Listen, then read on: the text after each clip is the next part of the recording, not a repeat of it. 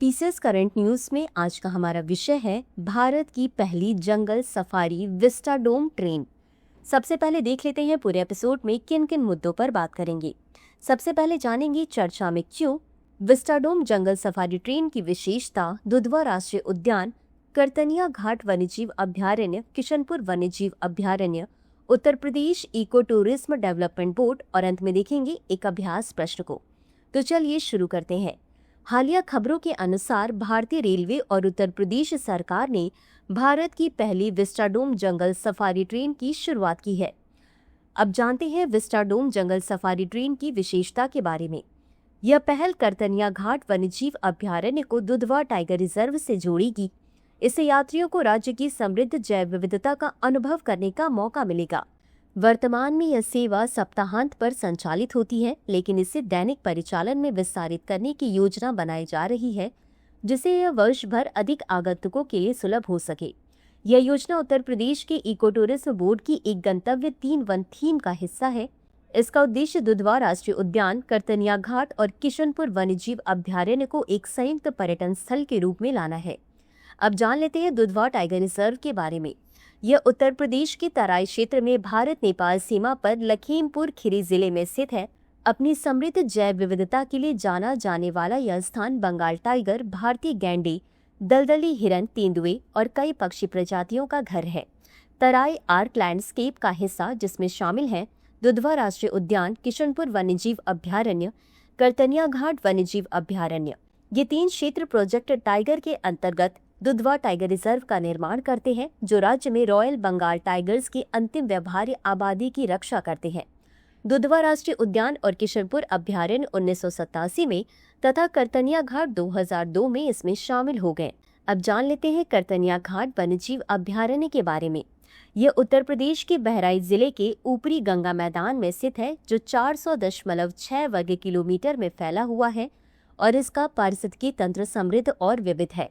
इसकी स्थापना 1975 में हुई थी। 1987 में इसे प्रोजेक्ट टाइगर के दायरे में लाया गया और किशनपुर वन्यजीव अभ्यारण्य और दुधवा राष्ट्रीय उद्यान के साथ मिलकर यह दुधवा टाइगर रिजर्व बन गया।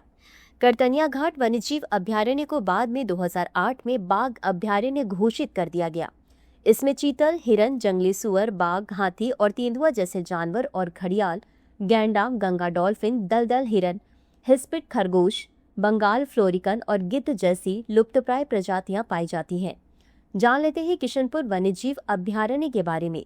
यह वन्यजीव अभ्यारण्य भारत के उत्तर प्रदेश में मैलानी के पास दुधवा टाइगर रिजर्व का एक हिस्सा है। यह 227 किलोमीटर या 88 वर्ग मील के क्षेत्र में फैला है और 1972 में स्थापित किया गया था।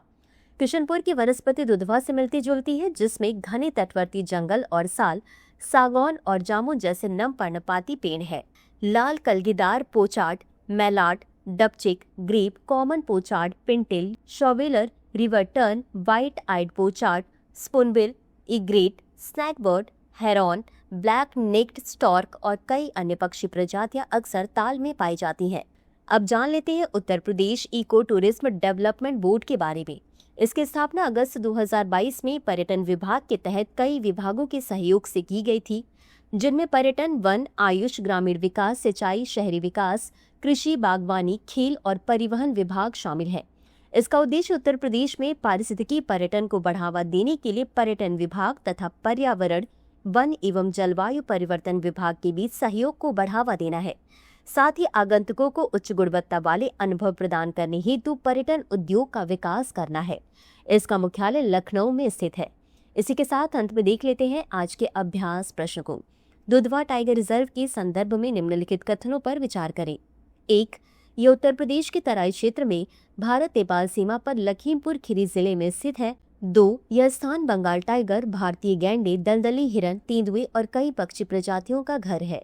उपर्युक्त में से कौन सा या कौन से कथन सही नहीं है या नहीं है? A केवल 1, B केवल 2, C 1 और 2 दोनों, D न तो 1 और न ही 2। इस प्रश्न का उत्तर कमेंट बॉक्स में जरूर दें। अभी के लिए बस इतना ही। धन्यवाद।